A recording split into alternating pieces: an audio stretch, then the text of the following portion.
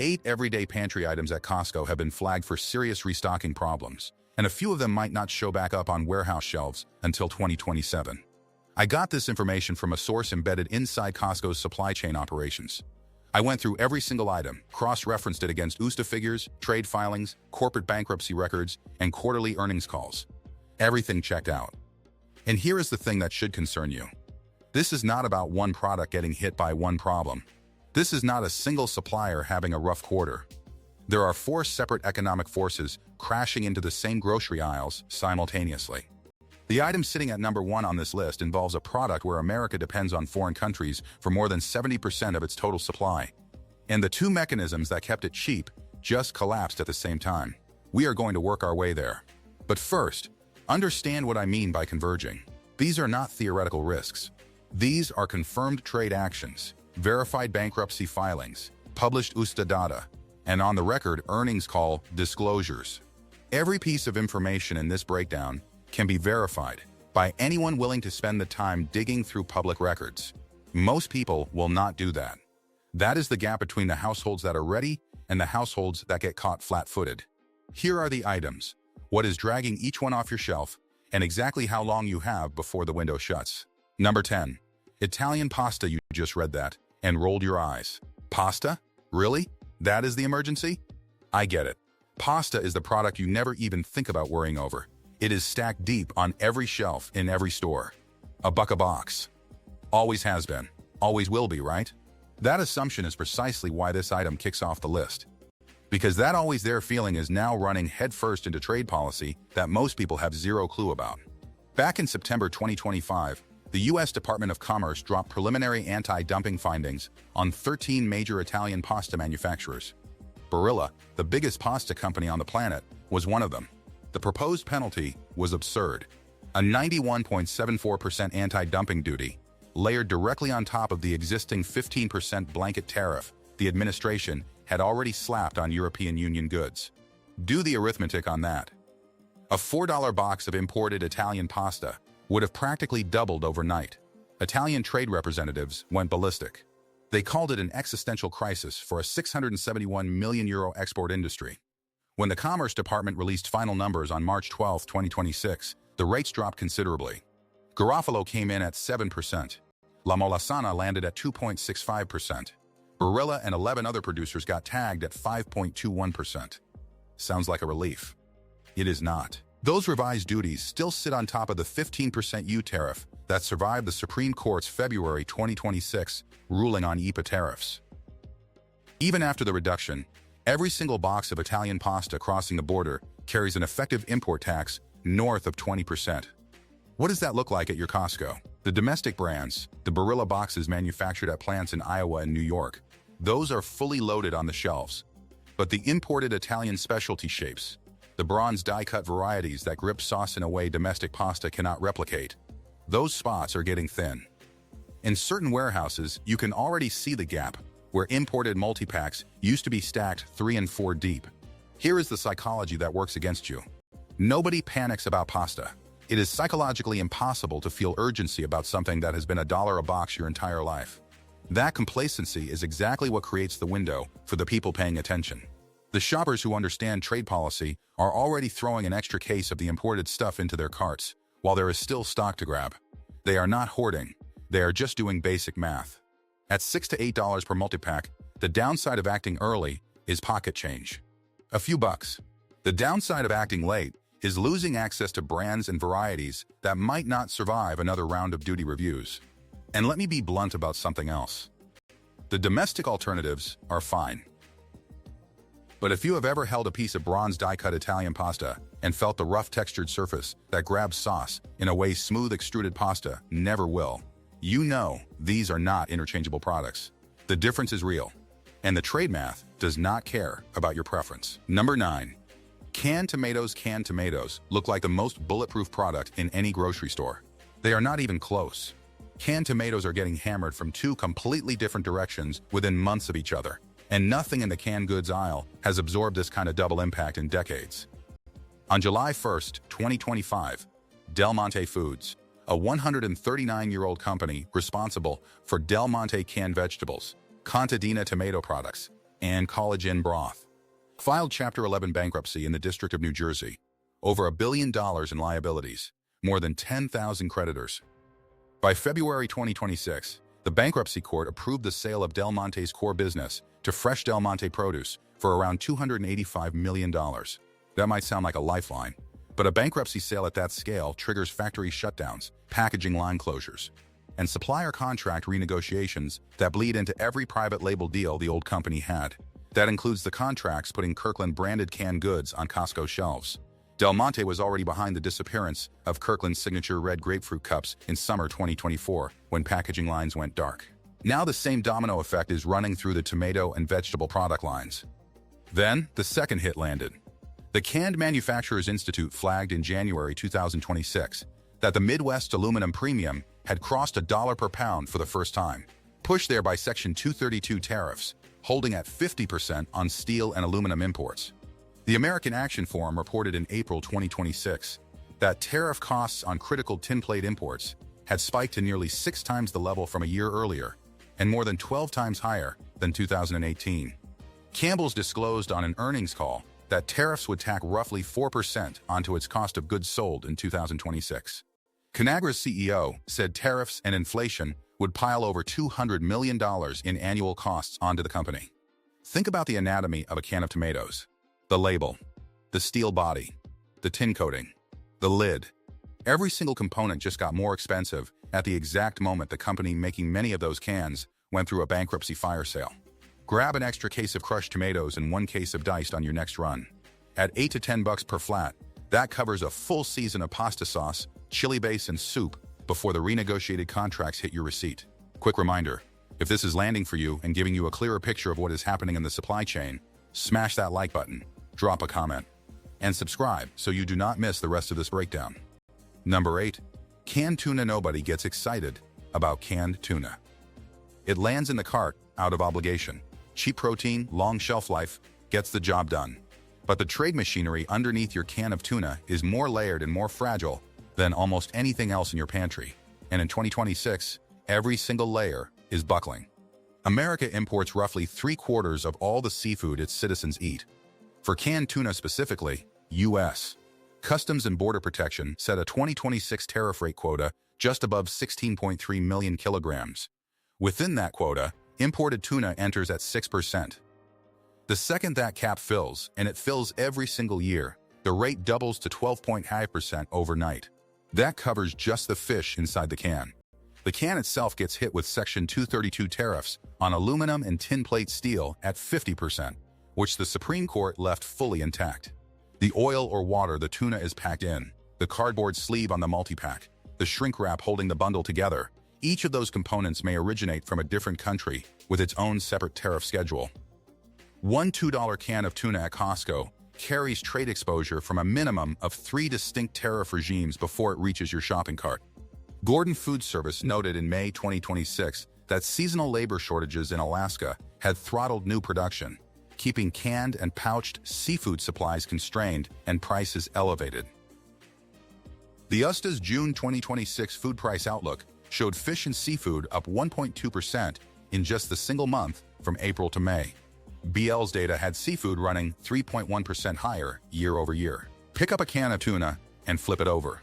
Notice the simpler label design, the slightly smaller multi-pack count, the adjusted unit sizing. That is cost engineering happening right in front of you, the manufacturer absorbing what it can and passing the rest through in ways consumers are trained to overlook. The trap with tuna is familiarity. It has been cheap and available for so long that it feels permanent, like gravity. Nobody bothers stockpiling something that has never once been hard to find. And that is exactly the blind spot that bites you. You do not build depth on it, and then one day a flat of 12 costs what a flat of 18 cost a year ago, and you are standing there doing math in the aisle, wondering when that happened. It happened gradually, then suddenly. That is how trade-driven price increases work. They accumulate in the background through contract renegotiations, tariff adjustments, and quota resets.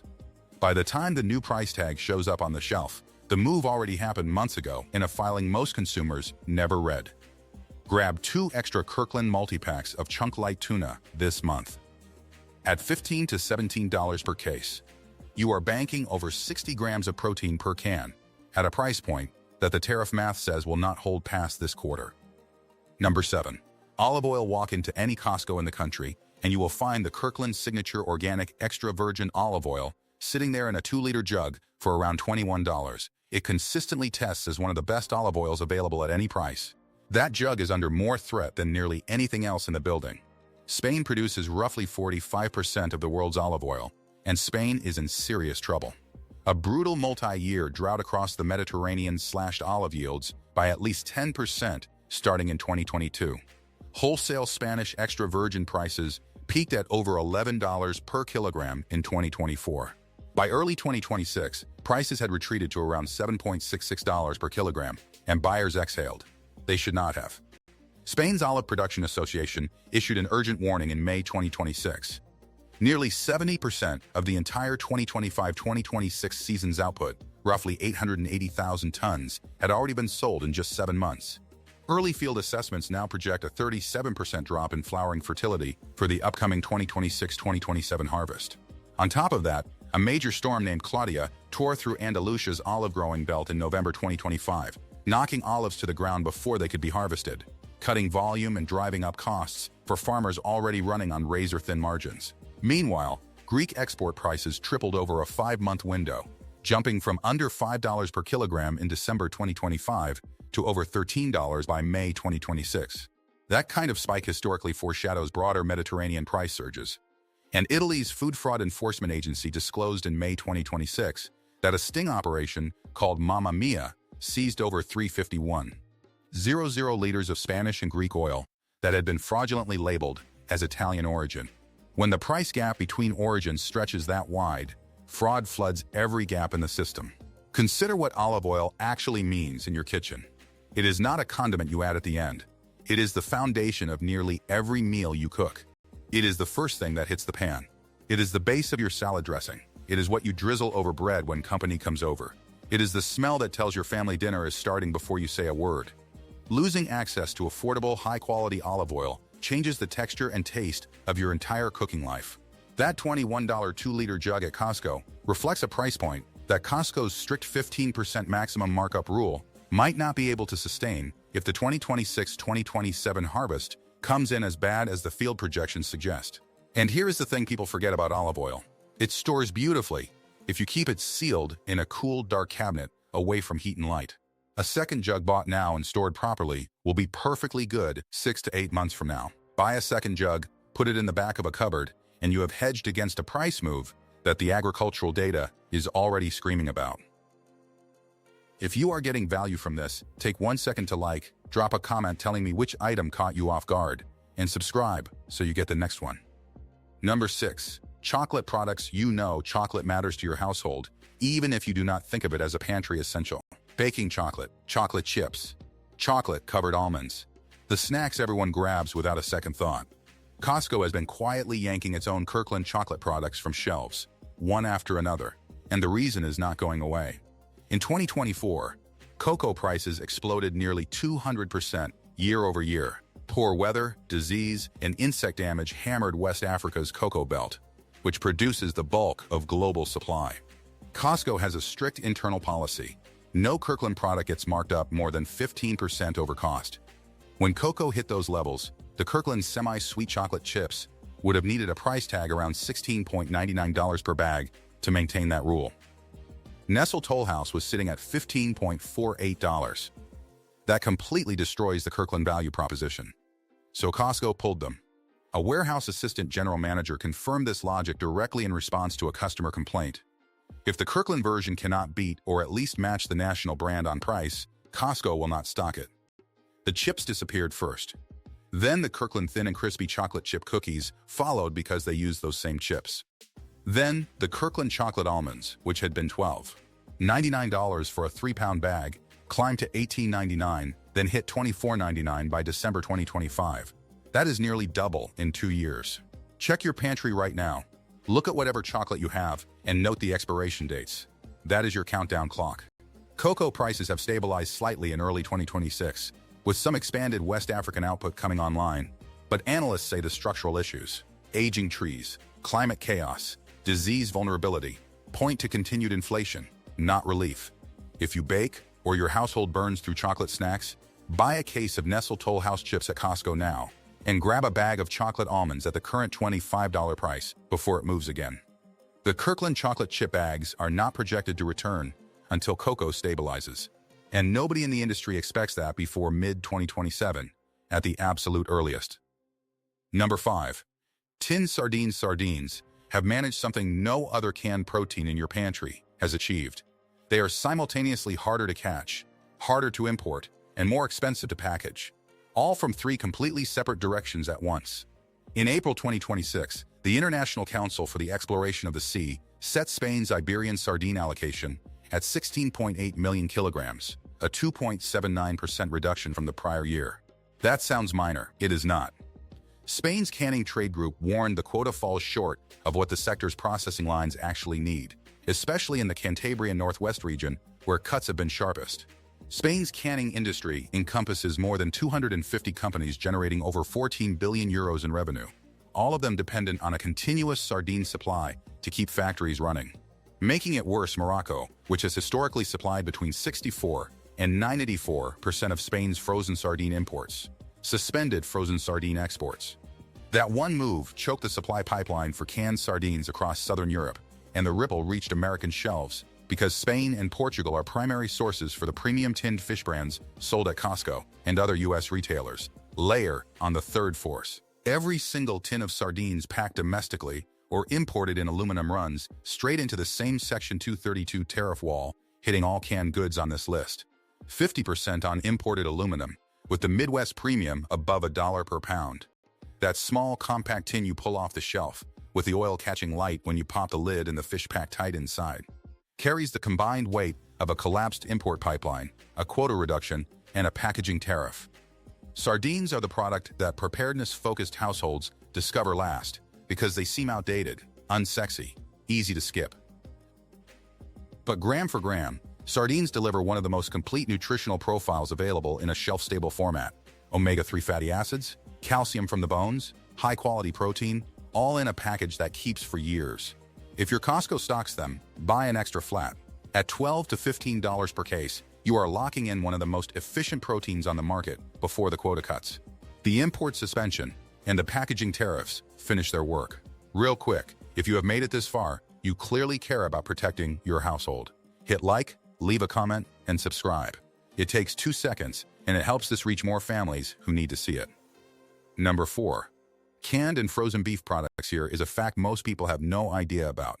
The cattle behind the canned beef and frozen beef products at Costco come from a national herd that has not been this small since Harry Truman was in office. The USDA's January 2026 cattle inventory report placed the national herd at 86.2 million head, down from 86.5 million the year before, and the lowest level in 75 years. Beef cow numbers specifically dropped to 27.6 million head. The USDA's June 2026 food price data showed beef and veal prices 12.9% higher in May 2026 than the same month the prior year, with wholesale prices at all-time highs for that point in the calendar. Then a second pressure arrived that barely made the news cycle. The U.S.-Mexico border remains shut to imported livestock, including beef cattle, to contain New World screwworm detected in Mexico. In a typical year, approximately 1.2 to 1.5 million feeder cattle cross northward into American feedlots. That pipeline went silent in mid-May 2025 and has not reopened.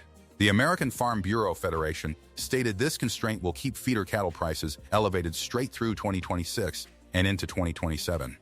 Costco members noticed Kirkland's signature ground sirloin and beef patties vanishing after the 4th of July 2025. Most people assumed it was just post-holiday depletion.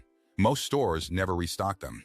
As of mid-2026, the product is still absent from the majority of warehouses. The Kirkland grass-fed patties remain available, but they are a different product entirely, and their pricing reflects the same herd squeeze. Herd rebuilding is underway, but painfully slow. You cannot speed up biology. A cow takes 9 months to gestate, and the calf takes another 18 to 24 months to reach market weight. Cattle Facts projected in January 2026 that meaningful herd expansion would not arrive until 2028 at the earliest. That is a 2-year minimum before supply begins to loosen, and that assumes no additional disruptions from drought, disease, or further border closures. Think about what that means for the canned beef products in your pantry. That can of chili or beef stew warming on your stove on a cold evening when the family needs something fast, filling, and protein-dense. That product gets more expensive and harder to source with every quarter the herd stays contracted. The USDA projected 2026 beef production at 25.547 billion pounds, down 243 million from the April estimate. The average steer price was at $249.66 per hundredweight. Those are numbers that flow directly into the price tag on every canned beef product on the shelf. Grab 2 extra cases of whichever canned beef product your family relies on, whether that is chili, beef stew, or canned corned beef. At $8 to $12 per case, you are securing protein at a price the cattle cycle will not offer again for at least 2 more years. That is not a guess. That is the biological math of rebuilding a herd from a 75-year low. Number 3. Rice. Most people assume rice is immune to supply problems. It is one of the most produced grains on the planet, a staple for billions. But the dynamics around rice in 2026 are making this a product worth watching closely. India, the world's largest rice exporter, imposed a ban on non-basmati white rice exports in July 2023 and maintained various export restrictions through 2025. While some of those restrictions were partially eased in late 2025, India slapped a fresh export duty on parboiled rice and maintained minimum export pricing that has kept global supply tighter than usual. India accounts for roughly 40% of global rice trade, so any friction from New Delhi reverberates worldwide. At the same time, extreme weather events, including El Niño-driven droughts across Southeast Asia and flooding in key growing regions of Pakistan and Bangladesh, have trimmed output from secondary suppliers. Thailand and Vietnam, the next largest exporters, have seen their own export prices climb as demand shifts toward them. Domestically, U.S. rice production has been flat. The USDA's acreage reports show American farmers increasingly switching rice fields to more profitable crops like soybeans and corn. Domestic production covers only a fraction of U.S. demand for specialty varieties like jasmine and basmati, which are almost entirely imported. At Costco, the big Kirkland signature bags of jasmine rice and basmati rice are the products to watch. These are the varieties that are almost entirely import-dependent. Domestic U.S. production focuses heavily on long-grain and medium-grain varieties, not the aromatic specialty rices that millions of American households cook with daily. If global export restrictions tighten again, or another weather event hammers Southeast Asian growing regions, those bags are going to get either significantly more expensive or straight up harder to find. Grab an extra bag on your next trip. Rice is one of the easiest products to store long-term. Kept sealed in a cool, dry place, white rice maintains quality for years. The cost of having an extra 25-pound bag in your pantry is trivial compared to scrambling when prices jump 20 or 30% overnight because India decided to restrict exports again. Number 2. Coffee. Coffee is not just a pantry staple. For most households, it is a non-negotiable daily expense. And the supply situation heading into late 2026 is ugly. Brazil, the world's dominant coffee producer, experienced devastating frosts in 2024 and 2025 that damaged Arabica crops across key growing regions. Vietnam, the second largest producer globally and the primary source of Robusta beans, saw drought conditions cut output significantly. Global coffee stockpiles have been declining for several consecutive years, and the International Coffee Organization has warned that consumption continues to outpace production. Robusta prices hit multi-decade highs in 2025 and stayed elevated into 2026, which matters because Robusta is the base for instant coffee, many blends, and espresso products. Arabica prices follow the same trajectory. The tariff situation compounds everything. Coffee imported from countries subject to additional trade levies now carries costs that were unthinkable 2 years ago. At Costco, the Kirkland signature whole bean and ground coffee products, many of which are roasted by Starbucks, have already seen price adjustments. The 3-pound bags that were reliably under $15 have crept past that line. Specialty and single-origin offerings have moved even more. Coffee has a shelf life consideration that most other items on this list do not. Whole beans stay fresh for months when stored sealed in a cool, dark location, but ground coffee degrades faster once opened. That is an important distinction for how you approach this. The play here is not to buy 10 bags. It is to buy 1 or 2 extra bags of whole beans, keep them sealed, and store them properly. You have just insulated yourself from whatever the next harvest report delivers, without wasting money on product that goes stale. Here is something else people overlook. Coffee is a commodity where small percentage price increases hit hard, because consumption is daily and inelastic. You are not going to stop drinking coffee. Nobody is. So when the price goes up, you just pay it. That makes it the perfect product to buy ahead on when you can see the price pressure building. At current Costco prices, an extra bag runs $15 to $20. That is cheap insurance against a commodity where every data point says supply is getting tighter, not looser. The Brazilian frost damage alone takes years to fully recover from because coffee plants need 3 to 5 years to reach productive maturity after replanting. We are almost to number 1. If this breakdown has been useful, do me a favor, like, comment, and subscribe. It costs you nothing, and it helps more households see this before the window closes. Number 1. Honey is so ordinary, so perpetually present in that bear-shaped bottle on your shelf, that imagining it disappearing feels absurd. That is exactly what makes it the most critical item on this entire list. The two systems that kept honey affordable in America for the last 20 years both failed at the same time, and almost nobody is talking about it. The first system was cheap imports. America imports between 70 and 74% of all the honey consumed domestically. U.S. Beekeepers have been losing ground for 3 straight decades, with domestic production declining at roughly 1.4% per year. In 2024, the USDA reported total domestic honey output at just 134 million pounds, a drop of nearly 40% from the year 2000. Imports filled the void, reaching 439 million pounds in 2023.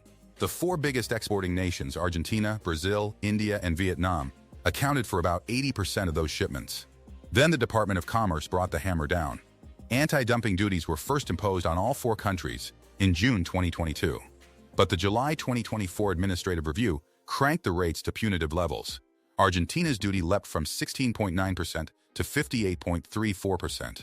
Vietnam's 2 largest exporters saw duties explode from 60.03% to 100.54% and 154.47%. At those numbers, the import pipeline that supplied most of America's honey is economically dead for the vast majority of commercial buyers. The projected price impact is 35 to 45 cents per pound on Argentine honey and 30 to 35 cents per pound on Vietnamese honey. Those duties stack directly on top of the administration's general tariffs. The second system that failed is the pollinators themselves. A Project Apis M survey in early 2026 reported winter colony losses at a staggering 62%. The managed colony count in the U.S. grew slightly to 2.6 million in 2024, but losses at that magnitude mean productive capacity is eroding even while the raw colony number holds steady.